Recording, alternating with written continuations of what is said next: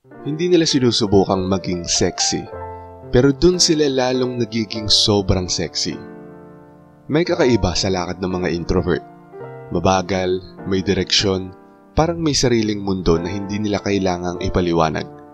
Walang pagpapasiklab, walang ingay, pero may presensyang misteryoso at kalmadong nakakahipnotismo sa mga tao. Mula sa tahimik na kumpiyansa hanggang sa aura nilang parang untouchable, ibang-iba ang vibe sa lakad ng mga introvert. Narito ang mga dahilan kung bakit palihim na nahuhumaling ang mga tao sa lakad ng isang introvert kahit ayaw nilang aminin.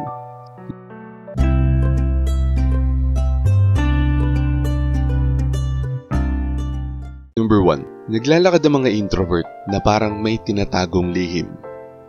May hindi maipaliwanag na tensyon sa paraan ng paglalakad ng mga introvert. Parang bawat hakbang ay may dalang bahagi ng isang kwentong hindi kailanman binigkas. Hindi ito mabigat, hindi rin ito maingay, pero naroroon yon na parang isang lihim na selyado, nakadikit sa dibdib at pumipintig ng mga lihim na hindi para sa lahat. Ang lakad nila ay palaging kalmado, hindi nagmamadali, hindi rin sila palingalinga na parang kinakabahan. May isang simple at halos cinematic na katahimikan sa bawat galaw nila, na parang tinanggap na nila ang bigat ng dalang emosyon at hindi nila ito kailanman ibubunyag. At doon lalong lumalalim ang appeal nila. Ramdam ng mga tao ang lalim, ang katahimikan, ang kasaysayang dala. Madalas naglalakad ang mga introvert na parang mga taong hindi natulog buong gabi, hindi dahil sa pagod, kundi dahil sa kaiisip. Parang may mga version na kanilang sarili ang inilibing sa ilalim ng katahimikan. At ang damdaming yon, ang hindi sinasabing mga emosyon, ang pribadong kaalaman, ang siyang bumabalot sa kanila ng isang misteryong hindi matanggal-tanggal. Sa isang mundong puro oversharing at pagpapasikat, ang mga introvert ay gumagalaw na parang mga tagapag-ingat ng mga lihim na kasulatan. Ang bawat hakbang nila ay parang paanyaya sa mga nakapaligid. Ano kaya ang tinatago niya? Hindi dahil ito ay flashy, ngunit dahil ito ay untouchable. Number 2. Mas makapangyarihan ang tahimik na kumpiyansa kaysa sa pasikat na yabang. Hindi naghahabol ng validation ng mga introvert sa paraan ng kanilang paglalakad.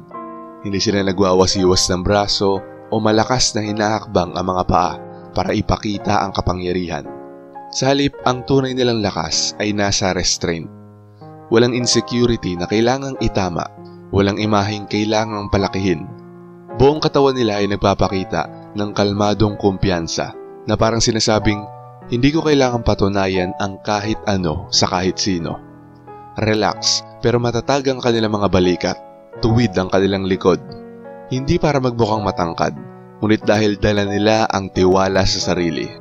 At ang tiwalang yon, ang pagiging panatag sa sariling pagkatao, yun ay isang uri ng sexy aura na hindi maingay pero ramdam mo sa bawat hakbang. Tahimik, matatag, hindi nangihingi ng pansin pero mahirap baliwalain. Kapag pumasok ang isang introvert sa isang silid, maaaring hindi nila ito punuin ng ingay, pero mararamdaman mo agad ang bigat ng kanilang presensya. Ito ang kumpiyansa na hindi umaasa sa atensyon. Isang kumpiyansang tila galing sa pinakapayak na anyo ng lakas. Tunay, matatag at grounded. Hindi dahil gustong mapansin, ngunit dahil ayaw magmakaawa. At sa katahimikang yon, unti-unting nauhulog ang atensyon ng mga tao. Hindi sa kilig o kasabikan, kundi sa tahimik na respeto. At sa loob ng paggalang na yon, nabubuo ang isang attraction na mas malalim at mas totoo pa kaysa sa anumang pakul o pasikat. Number 3. Hindi sila palingalinga. Tahimik lang silang naglalakad habang nangongolekta ng mga datos. Kapag pumasok ang isang introvert sa isang lugar, hindi nila ipinapahayag ang presensya nila. Hindi sila palingalinga na parang naghahanap ng atensyon. Hindi rin sila umaasta na parang kailangan silang palakpakan. Sa halip, pumapasok sila ng tahimik, parang dumudulas sa espasyo habang tahimik na nag-oobserba gamit ang isang emotional radar na bihira ang may taglay. Napapansin nila kung sino ang mga nagkukunwari. Ramdam nila ang pagbabago ng mga enerhiya sa silid bago pa ito maramdaman ng iba. At lahat ng ito, ginagawa nila habang gumagalaw ng halos parang multo. Banayad, hindi nakakaistorbo pero ramdam ng mga tao.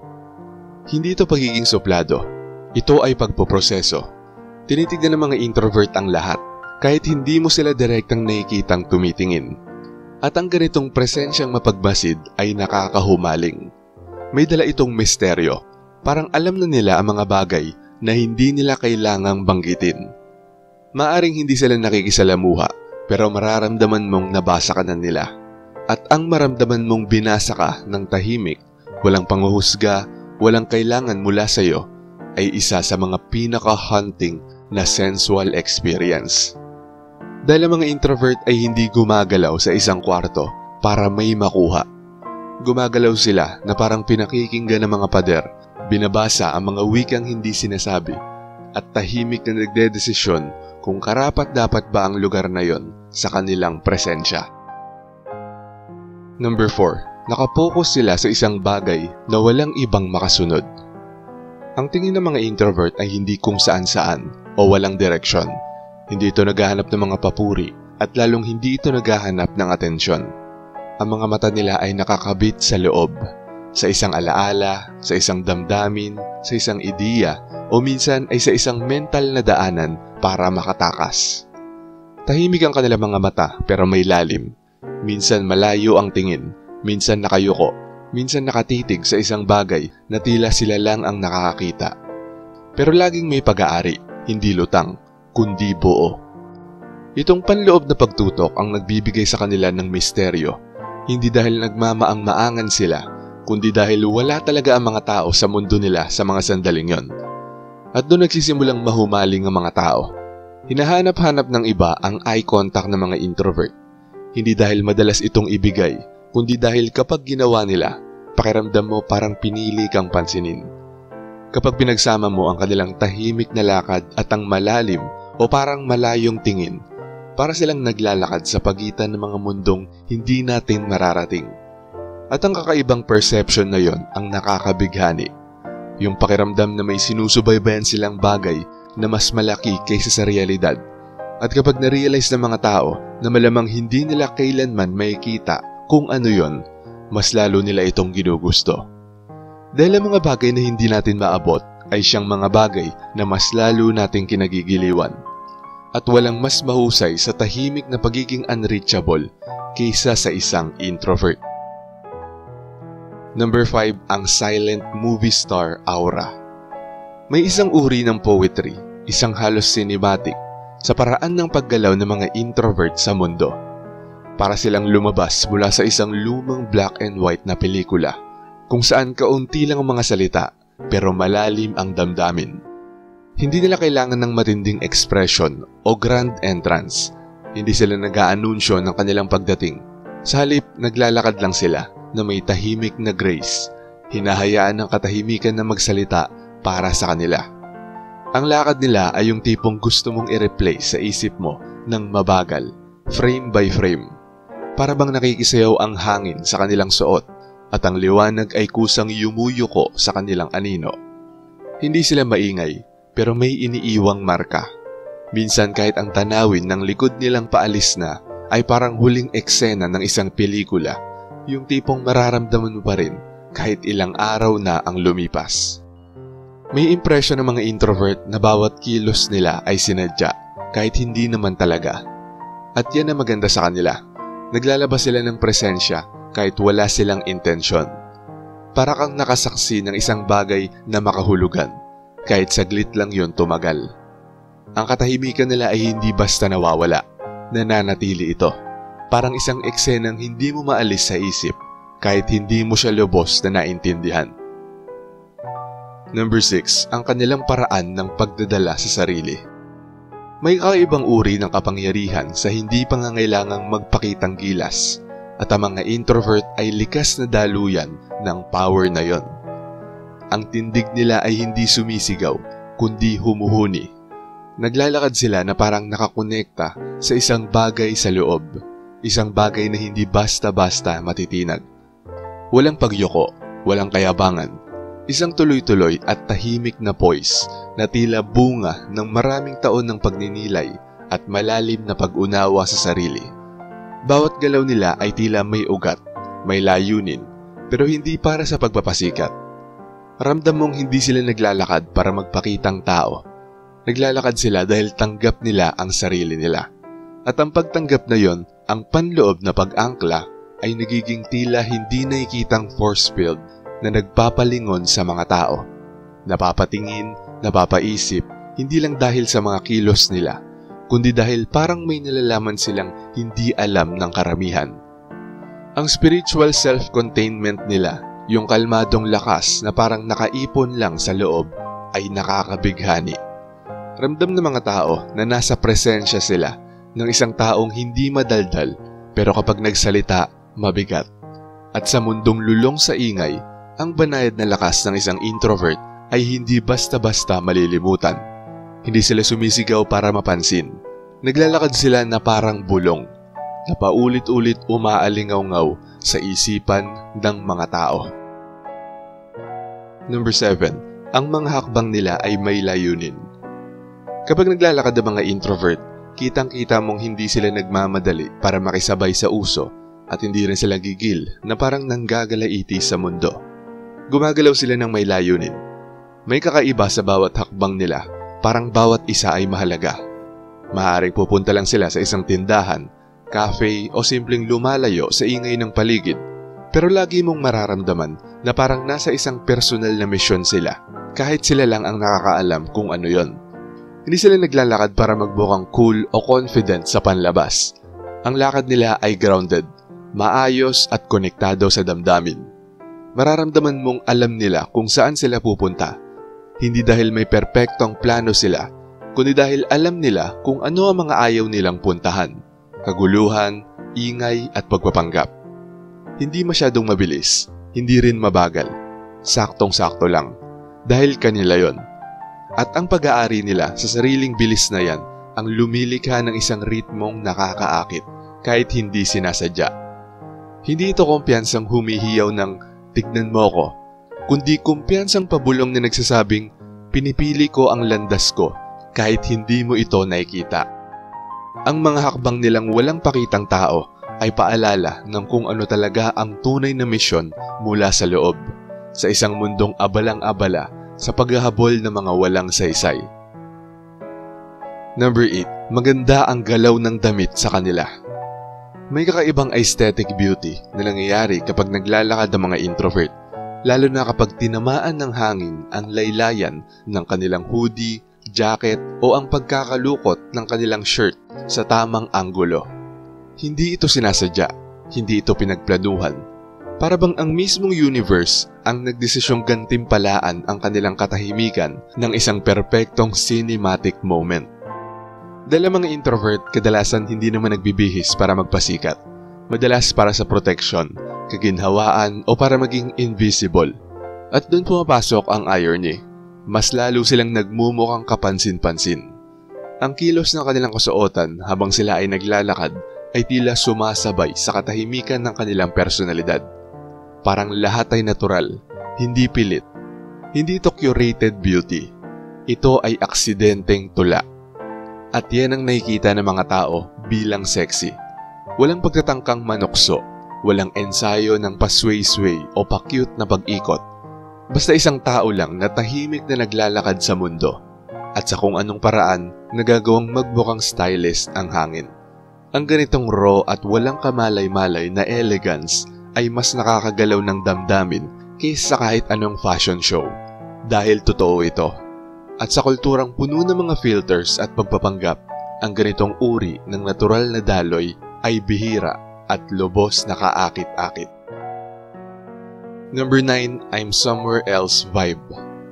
May kakaibang paraan ng paglalakad ng mga introvert na parabang napuputol ang koneksyon nila sa magulong ingay ng mundo at muling nakakabit sa malalim at tahimik na universe sa loob nila. Para kang nanunood ng isang taong gising pero nananaginip. Oo, gumagalaw ang katawan nila, naglalakad sa mga sidewalk, hallway at sa mga silid, Pero ang isipan nila, wala roon. Parang nasa pagitan ng mga dimensyon ng musika, tahimik na pag-iisip o emosyon na bihirang maramdaman ng ibang tao. At dito nagsisimula ang isang kakaibang presensya. Malayo pero nandyan. Kapag nakasalubong mo ang isang introvert, para kang may nakitang isang nilalang na hindi sakop ng oras. Hindi ito pag-arte, hindi ito pagpapapansin, pero ang mismong kawalan ng effort, ang ganap na pagkalubog nila sa isang mundong hindi makita ng iba, yun ang dahilan kung bakit napapalingon ang mga tao. May hypnotic sa isang taong kayang maglakad sa mundo nang hindi nagpapapansin, pero tumatatak pa rin sa isip. Hindi naglalakad ang mga introvert para mapansin. Naglalakad sila para sa katahimikan. At sa mata ng iba, ang katahimikang yon ay nagiging isang dahan-dahan at malamyos na palabas na puno ng hiwaga. At number 10, ang aura na hindi ako available pero baka inoobserbahan kita. Ang mga introvert ay tila may supernatural na kakayahang maglakad sa isang lugar na parang multo. Nakikita ang lahat pero hindi hinahawakan ang kahit ano. Nasa sarili nilang mundo ang isip nila, pero sa isang mahiwagang paraan, parang alam pa rin nila ang nangyayari sa paligid. Hindi sila kumikindat, tumatango o nagpapakyut, pero may feeling na nakita ka nila, na nabasa ka nila. Kahit hindi ka nila pinansin ng direkta, ramdam mong may napansin sila. Hindi mo makuha ang validation mula sa kanila, pero mararamdaman mong napagmasdan ka, at doon nagsisimula ang tahimik na tensyon. Dahil habang ang karamihan ay desperado para mapansin, ang mga introvert ay tahimik na nakakakita at yung emosyonal na pagpipigil nila, yung pagtangging maging madaling lapitan, yun mismo ang nagpaparamdam ng kapangyarihan. Hindi sila available, mapili sila, at yan ang nagpapabaliw sa mga tao. Hindi ito kayabangan, hindi rin ito simpleng hiya, isa itong uri ng discernment, ng matalas na paglalagom kung sino ang karapat-dapat. Hindi naglalakad ang mga introvert para makaagaw ng atensyon. Naglalakad sila na para bang may binabantayang sagrado, isip, oras at enerhiya. At kung gusto mong makapasok, kailangan mo itong pagtrabahuhan. Ang ganitong uri ng pribadong sovereignty ay ginagawa ang lakad nila bilang isang bugtong na gustong masolusyonan ng iba. At kahit ilang araw na ang lumipas, naiisip pa rin sila ng mga tao, hindi dahil sa ginusto nilang mapansin, kundi dahil pinatunayan nilang totoo ang misteryo. Hindi naglalakad ang mga introvert na parang nag-o-audition. Naglalakad sila na parang may daladalang sinaunang kasulatan ng katahimikan at kaluluwa. Bawat hakbang ay isang tahimik na ritual. Bawat galaw ay isang sining ng emosyonal na pagtitipid. At sa mundong sabik sa atensyon, sila ang nakakaakit sa pamamagitan ng absence. Hindi ito lakad para magpasikat, isa itong portal, isang signal para sa mga nakakakita ng malalim at may esensya. At ang ganitong uri ng tahimik, nakaugat at emosyonal na lakad, hindi lang ito sexy, ito ay hindi malilimutan. Shoutout sa mga nanood at nag-comment sa bagong upload na to. Shoutout kay Toy Combs. Sabi niya, mas payapa talaga ako tuwing umuulan. Minsan may time na kahit gabi na, lumalabas ako para maligo sa ulan. Weird pero yun yung pagkakataon na sa bawat patak ng ulan na dumadampi sa balat ko, mas gumagaan ng pakiramdam ko. Malaya ako nakakapag-isip ng mga positibong pananaw sa buhay. Parang nabuboost yung mental at physical energy ko tuwing umuulan. Shoutout sa lahat ng mga introvert na nakasubaybay. God bless you, Sir AP. Sabi naman ni Marie the Lightworker, "Good morning, Sir AP. Yes, gusto ko kapag umuulan, pero depende sa ulan. Lately kasi bago umulan, parang gyera sa taas. Dumadagundong ang nakakabinging kulog, sabay kidlat na parang apoy. Pero kung banayad ang ulan, may kapayapaan sa isip at damdamin, at lahat ay bumabalik sa nakaraan. Salamat muli, Sir AP. God bless and take care. We are heavily affected by Typhoon Emong. Took a month to repair damage sa kuryente, lalo na nasa paanan ako ng bundok nakatira. Just in case hindi ako makaka-catch up sa mga next episodes nyo. Thanks anyways." At tayo naman kay Daisy Alandria, "Payapa ang isipan ko pag tag-ulan. Nagusulat ako o nagbabasa." At shoutout kay Jordan Pacheco, Gunpla Addict, Mary Ann Panya, Godofredo, Arkitakot, Annalyn Granada, Marie Escarda, Pilipinas Update, Gretchen Marie Kayanan, RJ Mera, Cathy, Dennis Aranzanso, Emma Villanueva, The King, Pax Tumulak, Bernabe, Kalayaan Kapayapaan, Ramlat, Jola Short Video, Kangaroo at kay Isabel Yap. Maraming salamat po sa panonood. Kung gusto niyo ding ma-shoutout, mabati o mabasa ang comment nyo, mag-comment lang sa latest video dito sa channel na to at pipili kami doon ng mga i-shoutout at babasahin para sa susunod na upload. Kung nagustuhan mo ang video na to, huwag kalimutang mag-like, i-share ito sa iba at mag-subscribe na kung hindi ka pa nakasubscribe. Maraming salamat at see you next time. Alam mo ba na nagbabago ang ugali ng mga introvert tuwing umuulan? Panoorin mo sa video na to.